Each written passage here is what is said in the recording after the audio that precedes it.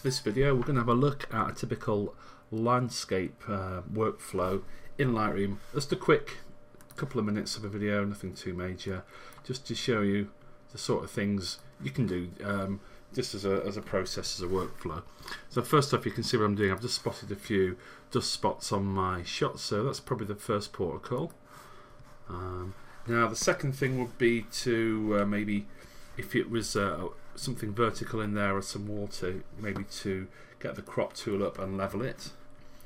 Obviously there's nothing particularly in here which needs leveling, but I think it's a bit 50-50, as in 50% sky, 50% foreground.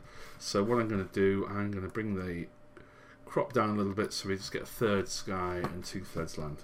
So step 1, get rid of your spots. Step 2, have a crop.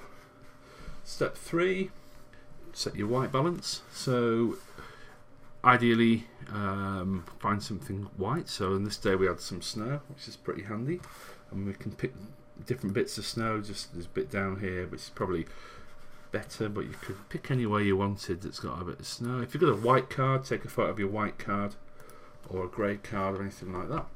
Okay, so now it's just a case of tweaking these contrast, highlights, saturation things to taste, really. But what I find is if you lift the shadows up a little bit, you get some colour, but it goes insipid, so you can rescue that by adding black in, and then just tweaking a little bit to taste, really.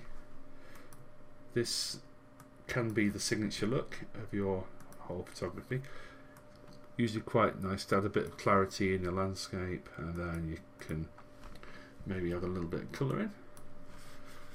I don't know whether you're into your curves, but what I'm thinking here, the midtones are a little bit down on this shot, so I'm going to use this little tool on the curves here to go and grab a bit of grass and just lift that up a little bit. See how it's lifting the whole shot there. Now it may be brightening the whites up a little bit too much. Okay, so that's how you can use the basic and tone curve. Now if you want to, you can start now to change the saturation of various bits and bobs in the shot. So you can see this sky's a little bit orange. You can make it a bit more orange if you wanted to, make it like a sunset's happening, which it was at the time, to be fair. Maybe you could make the grass. There we go. Just play around with the saturation. You click on things and move the slide up and down. Sharpening. Add a little bit of sharpening. Noise reduction. I'll put a little zoom in. Some people don't like the noise reduction on Lightroom. I'm not too bothered. I mean, this was taken with a fairly low ISO, so there's not a lot of noise there. If there's no real need for noise reduction, don't add any. And the lens corrections, you may as well always go for profile corrections and chromatic aberrations. They're for free.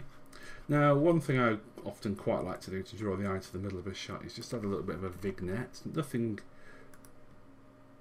huge, but if you have a feather of 100, it's got this lovely softer effect going on, so you're not really seeing any outlines. If you took the feather down, you get that effect. So if you have the feather up at 100 and maybe make the midpoint quite small, it fades in nicely, so you don't really see anything too bold. And that really, that's all there is to it, just editing and tweaking a landscape. Very quick and easy. So if you like that, please share it with your friends, and in the comments if you want to leave anything else you'd like to learn about in Lightroom.